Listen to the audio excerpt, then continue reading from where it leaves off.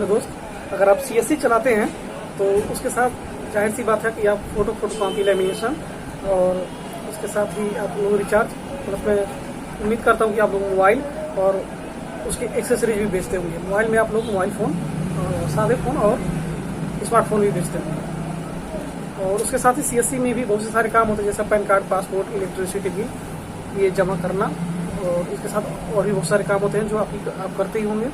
तो CSC चलाने वालों के साथ एक कॉमन दिक्कत ये आता है कि अगर मैं आपसे पूछ लूँ कि भाई साहब आप ये बता दूँ कि आपने दिन भर में कुल कितने के ट्रांजेक्शन किए और आपने दिन भर में कितने पैसे कमाए, कितने प्रॉफिट कमाए, तो CSC वाला लड़का शायद एक बात कभी भी एक्चुअल नहीं बता पाएगा, क्योंकि काम इतना कॉम्प्लिकेटेड होता है, कई सारे काम होते हैं, तो उनका हिसाब किताब रख पाना संभव नहीं है। और बिल्कुल भी कॉपी अगर कोई ये सोच रहा है कि हम रजिस्टर मेंटेन करके बता दूँ तो ये संभव नहीं है। अगर आप इतना हिम्मत करके रजिस्टर मेंटेन भी करने जाएंगे तो आप 1-2 दिन करते करते आपकी हालत खराब हुई, तीसरे दिन तो आप छोड़ ही देंगे। ठीक है, तो ये सेम चीज़ मैंने भी फेस किया है। तो मैं इस वीडियो में तो देखने के बाद आप ये सीख जाएंगे कि बिना कुछ किए बस एक सिंपल क्लिक के जरिए अपनी दुकान का पूरा डेटा कैसे मैनेज करना है, पूरा रिकॉर्ड कैसे रखना है। जैसा कि मैं अपनी दुकान में रखता हूँ, मुझे शाम को एक्चुअल पता चल, शाम हो या सुबह हो, कभी किसी भी टाइम में आप मुझसे जब पूछेंगे ना कि भाई साहब आप बता दो कि आपने दुकान में अभी तक कितने सेल किए तो मैं बता दूंगा, आपने अभी तक दुकान में कितने प्रॉफिट कमाए तो मैं बता दूंगा। जब आप चाहे तब किसी भी टाइम में आप मुझसे पूछेंगे, शाम, दोपहर, शाम, कभी। क्योंकि मैंने ऐसा सिस्टम बनाया हुआ है कि मैं दुकान पे रहूं या ना रहूं, मुझे पता चलता रहता है कि मेरे दुकान पे ये बिक रहा है, ये हो रहा है, ये हो रहा है, मुझे पता चलता है, क्योंकि मैंने दुकान पे ऐसे सॉफ्टवेयर लगा रखा है और वो सॉफ्टवेयर मेरे मोबाइल से कनेक्टेड होता है, तो मैं घूमता रहता हूँ तो भी मुझे पता चलता रहता है। अब ये मैंने कैसे किया है और ये कैसे आप करेंगे, मैं इसके बारे में भी कुछ देर में आपको बताने जा रहा हूँ। इसके पहले मैं अपने बारे में एक चीज़ बता दूँ आपको कि मैंने फ्लिपकार्ट इंडिया में 3 साल काम किया है। मैंने फ्लिपकार्ट में लॉजिस्टिक, उनके जो डिलीवरी सिस्टम होती है उसमें, plus inventory, plus inward department और आउटवर्ड डिपार्टमेंट, इसके साथ साथ जो रिटर्न डिपार्टमेंट होता है उसमें भी मैंने काम किया। तो मुझे टेक्नोलॉजी के बारे में अच्छा खासा जानकारी है। ठीक है, 1 मिनट। ठीक है, तो मुझे इसके बारे में अच्छा खासा जानकारी है, तो मैंने अपने नॉलेज का इस्तेमाल, इस नॉलेज का इस्तेमाल अपनी दुकान में किया, कैसे हम इसको अपनी दुकान में इंटीग्रेट करें, और मैंने इस चीज़ का इस्तेमाल सफलतापूर्वक अपनी दुकान में कर दिया। हुआ क्या कि कुछ दिनों पहले मैं फ्लिपकार्ट से रिजाइन देकर मैं साल भर पहले अपने गाँव खटीवारी वापस आ गया। तो मेरा भी इसी चीज़ का दुकान था, तो मैं इस दिक्कत का सामना मैंने आते ही करना शुरू कर दिया। भाई दिन भर हम दुकान चलाते थे, शाम को एक्चुअल में ये नहीं पता होता था कि हमने दुकान से कितने सेल किए और हमने कितने के प्रॉफिट कमाए, और इस वजह से बहुत सारी उलझने हो जाती हैं, बहुत लोग उलझ जाएंगे। आप लोग अगर CSC चलाते हो तो आप जो जानते हो क्या दिक्कत आता है, आपको समझ चाहिए। तो फाइनली जब मैंने इस तरह की चीज़ें लगातार होकर देखा तो फिर मेरे दिमाग में आया कि भाई चलो, जो मेरे पास तो नॉलेज है तो मैं इस चीज़ का सॉल्यूशन कर देता हूँ और ऐसी तकनीक बना देता हूँ ताकि दुकान में कि मैं रहूँ या ना रहूँ, कुछ भी हो दुकान में तो मुझे पता चलता रहे, और कितना प्रॉफिट है, कितना सेल्स है, वो मुझे पता चलता रहे। तो मैंने वो सिस्टम अपने दुकान में लगा लिया, और मैं बहुत खुश हूँ दुकान को लेकर, क्योंकि मैं घूमूँ या फिर कहीं भी रहूँ, मुझे पता चलता रहता है भाई कितना सेल हो रहा है, कितने प्रॉफिट है, क्या हो रहा है दुकान में, क्या कंडीशन है, सारी चीज़ें मुझे पता चल जाती है। ठीक है, तो अभी देखिए कि मैंने दुकान में अभी किस तरह से मैं मॉनिटर कर रहा हूँ अपनी दुकान को, मैं आपको दिखा रहा हूँ। ठीक है, ये रहा मेरा लैपटॉप, ये रही एक बारकोड स्कैनर मशीन है। ठीक है, इसके बारे में भी मैं आपको डिटेल से अलग वीडियो बता दूंगा कि बारकोड मशीन क्या है, कैसे काम करता है। फिलहाल सिंपलिसिटी ये रिकॉर्ड कैसे करते हैं कि हम अपने कस्टमर के सारे डिटेल को, मैंने यहाँ पे बारकोड लगा रखे हैं। ये बारकोड है रिचार्ज, जेरोक्स, एक्सेसरीज के हैं, बैंक के हैं, लैमिनेशन है, फोटो, आधार है, ई श्रम है, पैन कार्ड है, यानी जितने भी हमारे काम होते हैं सबके एक एक बारकोड हमने अलग से लगा रखे हैं। अब होता क्या है कि हमारे यहाँ मान लीजिए कोई कस्टमर आया और उसने बोला कि भाई साहब हमको रिचार्ज कराना है, तो जैसे वो रिचार्ज हमारे यहाँ कराएगा तो रिचार्ज कंप्लीट होगा, ट्रांजेक्शन कंप्लीट होगा, तो हम अपने सीट पे बारकोड मशीन उठाते हैं। मान लीजिए रिचार्ज उसने कराया तो हम रिचार्ज पे स्कैन करेंगे, और रिचार्ज पे स्कैन करते ही सारे डिटेल उसके सामने आ गए। इस डिटेल में क्या क्या सामने आता है, जैसे हम रिचार्ज पे क्लिक करेंगे तो ये बताता है सिस्टम कि रिचार्ज हुआ है, प्लस ये कस्टमर किस डेट में कितने बजकर कितने सेकंड पे आपकी दुकान के अंदर आया है, वो सारी चीज़ें रिकॉर्ड कर लेता है। इस चीज़ का फायदा भी ये होता है, मान लीजिए बैंक से कोई आपने ट्रांजेक्शन किया है और कई बार ट्रांजेक्शन में कुछ दिक्कतें आ गई और तो पैसा लॉस होने का डर हो रहा है, तो बाद में आप रिट्राइव करके डेटा को देख सकते हैं कि हमारा कब और किस टाइम में हमारा ट्रांजेक्शन गलत हुआ है, आप देख सकते हो।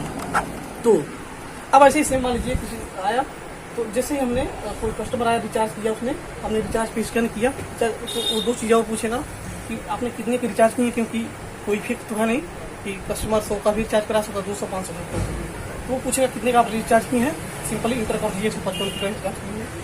इसका पूछेगा कि कितने की प्रॉफिट है, तो आप इंटर कर दीजिए 5-10 जो भी आपका है, आप इंटर कर देंगे मैनुअली। ये दो चीज़ें बस आपको कर देंगे, ये सिंपल है, 1 सेकंड का काम है, 1 से 3 सेकंड का भी होता है।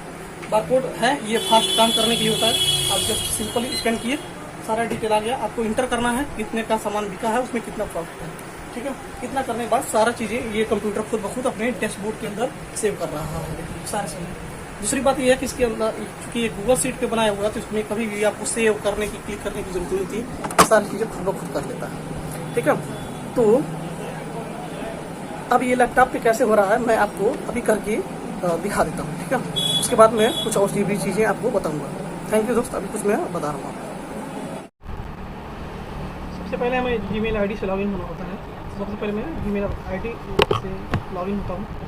आप लोगों को भी अपने जीमेल आईडी से लॉगिन हो जाना है, तो उसके बाद ही हम लोग काम कर सकते हैं। तो ये जो भी काम है मैं अपने गूगल शीट के जरिए करूँगा, क्योंकि मैंने गूगल शीट के ऊपर ही इस तरह के मैकेनिज्म को बनाया हुआ है, ठीक है। तो मेरा गूगल शीट अभी ओपन होने जा रहा है।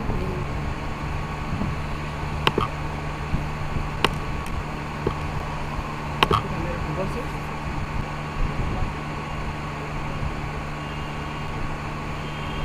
ये रहा नारायणी टेलीकॉम नाम से मेरा टैब, जिस पर मैं अपनी दुकान के सारे काम करता हूँ, और मॉनिटर करता हूँ इसी टैब के ऊपर। बाकी और भी सारी चीज़ें हैं, यहाँ इसी चीज़ को ध्यान फोकस करते हैं, कैसे हम कस्टमर के डेटा हैं उनको स्टोर करके रखते हैं अपनी दुकान पर सारी चीज़ें उनका रख सकते हैं इंसान के साथ। जो भी लिस्ट है अभी तक हमारे दुकान पे कितने कस्टमर अभी तक विजिट कर चुके हैं आज के डेट में, और मैं ये सारे ले जा रहा हूँ। देखिए मैं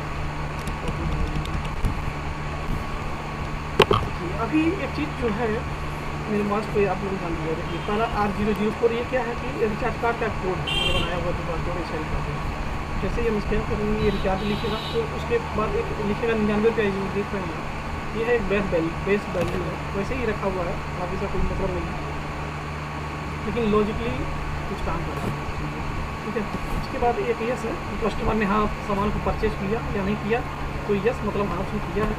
उसके बाद में एक कॉलम आ रहा है, उसमें ये लिख रहा है 3/22/2022, यानी कि 22 तारीख 3 मई 2022 को तो कस्टमर आया है। कितने बजे आया है, तो 19:30 सेकेंड 19:30 मतलब ये हुआ कि अब भाड़ा घटाएंगे 19 में से 7:30 पे कस्टमर हमारे। अब देखिए हमारे कस्टमर अभी तक हमारी दुकान के 45 कस्टमर आए हुए हैं, तो उन सबके डिटेल यहाँ पे स्टोर है।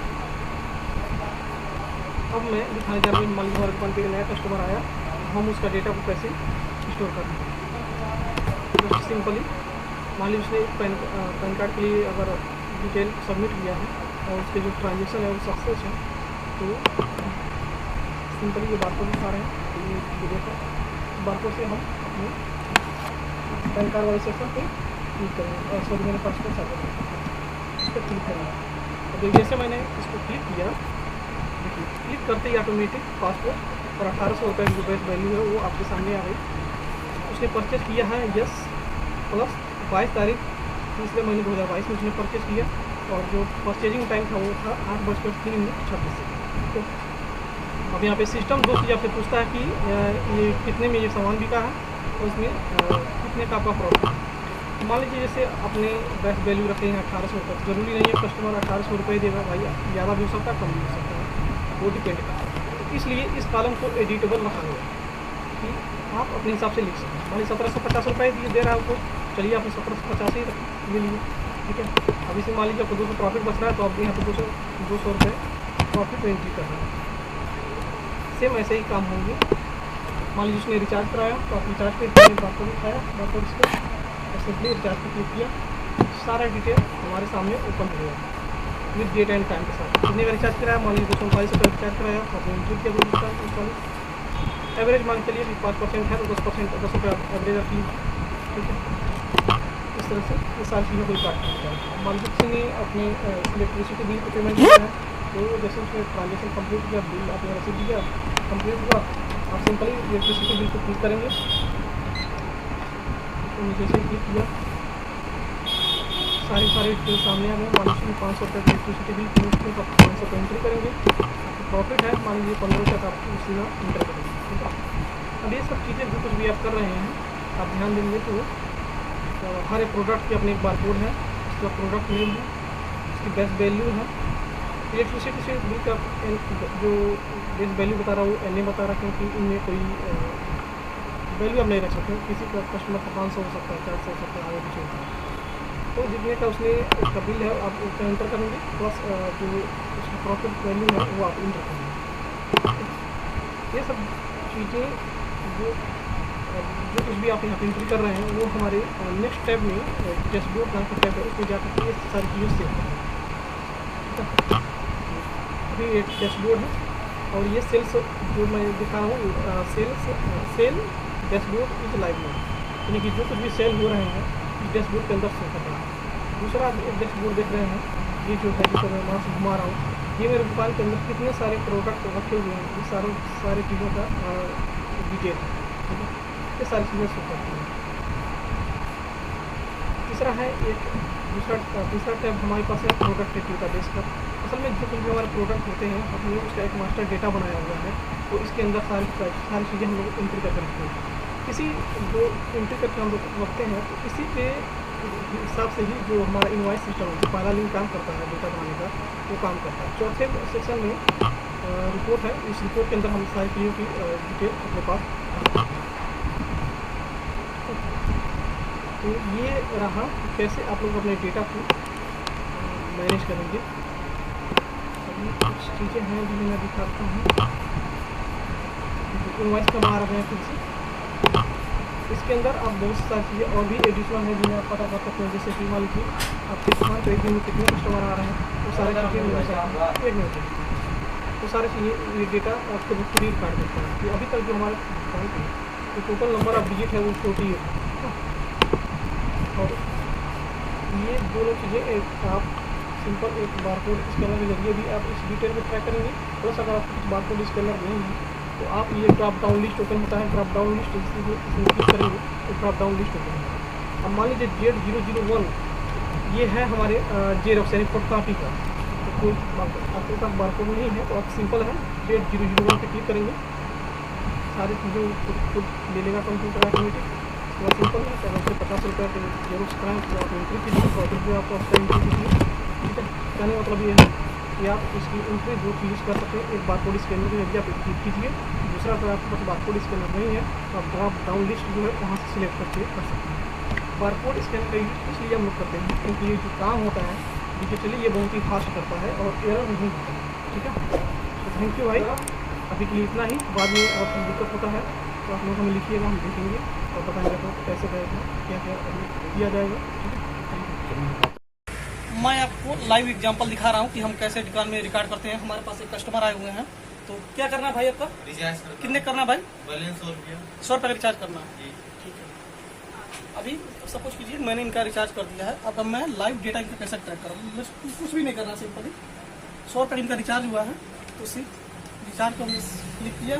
100 रुपये करना था भाई ना, 100 रुपये में इंटर कर रहे हैं कंप्यूटर में। अब मान चलिए अगर प्रॉफिट 5 रुपये बस।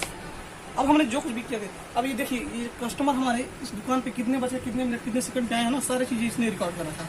बाद में अगर इनके साथ कुछ दिक्कत भी होता है तो ये इजिली हम इसको रिट्राइव कर सकते हैं, भाई ये कितने बजे आए थे और क्या हुआ, ट्रांजेक्शन का कंप्लीटेड था या नहीं था, ये सारी चीज़ें कंप्यूटर हमारा रिकॉर्ड कर ले रहा है, ठीक है। तो ये जैसे इनका हो रहा है सेम यही प्रोसेस सबके ऊपर होता है। जितने भी कस्टमर हमारे दुकान पे आते हैं सबका बारकोड स्कैन होता है और सबके सारे डिटेल सेव हो जाते हैं, ठीक है।